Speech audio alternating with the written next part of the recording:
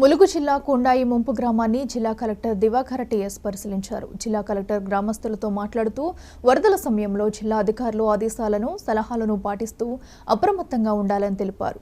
వరద ఉధృతి ఎక్కువైతే వెంటనే జిల్లా యంత్రాంగం ఏర్పాటు చేసిన పునరావాస కేంద్రాలకు వెళ్లాలని సూచించారు.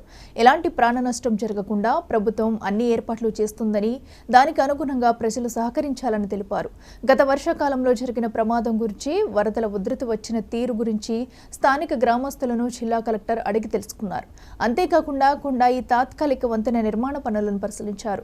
త్వరలోనే వంతెన నిర్మాణ పనులను పూర్తి చేస్తామని హామీ ఇచ్చారు. అందుకు సంబంధించిన పనులను వెంటనే ప్రారంభించి ప్రజలకు అందుబాటులోకి తీసుకురావాలని సంబంధిత కాంట్రాక్టర్ను ఆదేశించారు. వంతెన నిర్మాణ పనులు అత్యంత పటిష్టంగా ఉండాలని, నాణ్యత లోపిస్తే చర్యలు తప్పవంటూ జిల్లా కలెక్టర్ హెచ్చరించారు.